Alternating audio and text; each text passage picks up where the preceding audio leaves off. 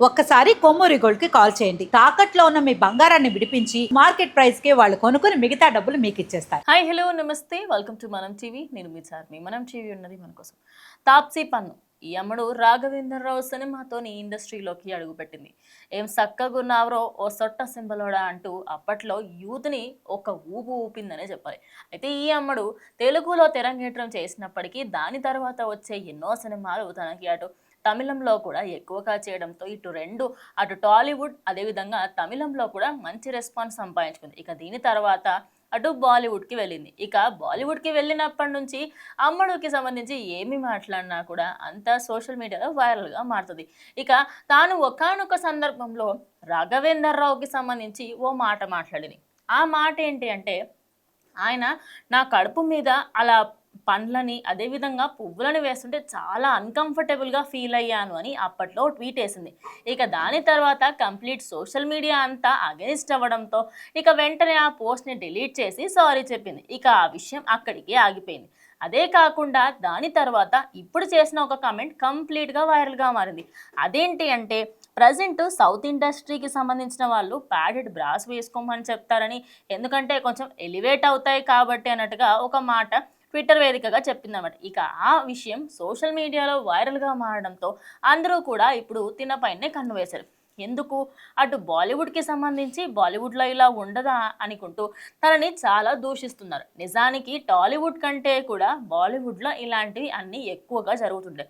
గట్టిగా మాట్లాడితే బాలీవుడ్లో సర్జరీలే చేయించుకుంటారు. మరి వాటి గురించి ఏ రోజు ఎందుకు ఎవరు మాట్లాడరు అంటూ చెప్పుకొస్తారు.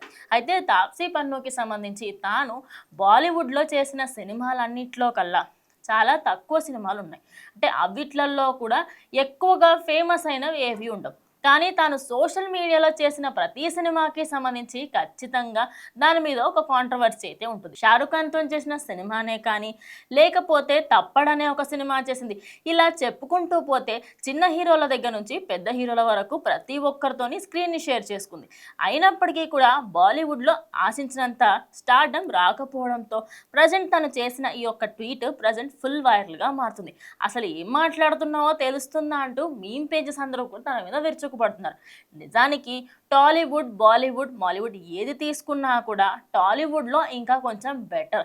కానీ బాలీవుడ్లో చూసుకుంటే రీసెంట్గా వచ్చిన కొన్ని సినిమాలలో ఉండే సీన్స్ని చెప్తే ఇప్పుడున్న వాళ్ళందరూ వామ్మో అవి సీన్సా, దాన్ని తీసే సెన్సార్ బోర్డు వాళ్ళు కళ్ళు మూసుకునే విధంగా ఉంటాయి, అంత దారుణంగా ఉంది అంటూ చెప్పుకోవచ్చు. అలా అని టాలీవుడ్లో లేదు అని చెప్పలేదు. కానీ టాలీవుడ్తో పోలిస్తే బాలీవుడ్లో దానికి 100 రెట్లు ఎక్కువ ఉంది. మరి దాని గురించి ఎప్పుడు ఎందుకు మాట్లాడలేదు? ఓహో అందులో పని చేస్తున్నారు కాబట్టి అంటూ దాని గురించి మాట్లాడుతున్నారు. సో మీరేమనుకుంటున్నారు? అంటే టాలీవుడ్లో ఏదైతే మనకి ఈ మధ్య కాలంలో కాకుండా మధ్యలో ఇంకొకసారి ఎప్పుడో బాలీవుడ్ ఎక్కువగా అప్పర్ పార్ట్ని ఫోకస్ చేస్తే టాలీవుడ్ ఎక్కువగా లోవర్ పార్ట్ని ఫోకస్, అంటే నాభికి సంబంధించి అదేవిధంగా వేస్ట్ లైన్ని ఎక్కువగా టాలీవుడ్ ఫోకస్ చేసిందని చెప్పుకొస్తున్నారు.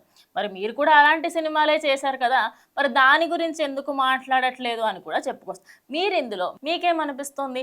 ఇలాంటి విషయాలకి సంబంధించి ఇంత కాంట్రవర్షియల్ అయ్యే విధంగా తిని ఎందుకు మాట్లాడుతుంది ఏంటి, తన ఛాన్సెస్ కోసమా ఏంటా అనేది ఇప్పుడు అందరూ కూడా డిస్కస్ చేస్తారు. సో మీరేమనుకుంటున్నారు ఖచ్చితంగా కమెంట్ చేయండి.